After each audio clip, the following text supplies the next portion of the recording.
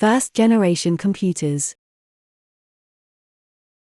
The first generation of computers refers to the period from the 1940s to the mid-1950s, during which computers were first developed and began to be used in scientific and military applications. These computers were enormous in size, occupying entire rooms, and were primarily used for complex calculations. The first generation of computers used vacuum tubes as their primary electronic component.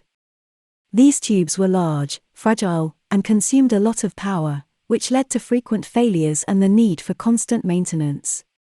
Some of the notable first-generation computers include ENIAC, Electronic Numerical Integrator and Computer, UNIVAC, Universal Automatic Computer, and EDVAC, Electronic Discrete Variable Automatic Computer.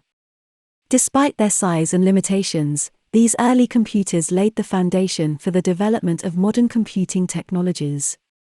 They enabled scientists and researchers to perform complex calculations in a fraction of the time it would have taken manually, and paved the way for future generations of computers that would continue to revolutionize the world. Second-generation computers. The second generation of computers refers to the period from the mid-1950s to the mid-1960s, during which computers underwent a significant transformation in terms of size, speed, and functionality. These computers were smaller, faster, and more reliable than their first-generation predecessors, and used a new type of electronic component called the transistor. Transistors were significantly smaller, more reliable, and consumed less power than vacuum tubes, which allowed for the creation of smaller and more powerful computers. This led to the development of new applications for computers, such as business and financial data processing, and the use of computers for scientific research and data analysis. Some of the notable second-generation computers include IBM 1401, UNIVAC 1108, and CDC 6600. These computers were faster and more powerful than the first-generation computers, and were capable of handling more complex calculations and data processing tasks.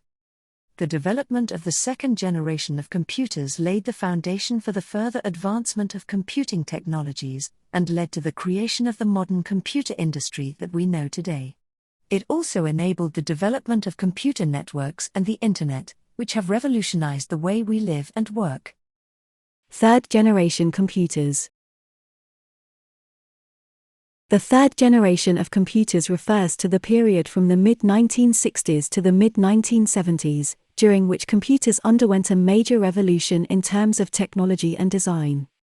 These computers were faster, more powerful, and more reliable than their second-generation predecessors, and used a new type of integrated circuit called the microchip.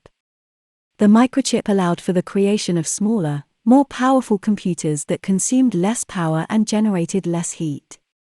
This led to the development of mainframe computers that were capable of handling large-scale data processing and business applications, as well as mini-computers that were affordable and accessible to smaller businesses and organizations. Some of the notable third-generation computers include IBM System 360, DEC PDP-8, and Honeywell 6000. These computers were capable of running multiple programs simultaneously, which made them more efficient and productive than earlier generations of computers. The third generation of computers also saw the development of operating systems and high-level programming languages, which made it easier for programmers and developers to write and run programs. This led to the creation of a thriving software industry that continues to evolve and innovate to this day. The third generation of computers laid the foundation for the development of personal computers in the 1980s and 1990s, which made computing technology accessible to individuals and small businesses, and revolutionized the way we live and work.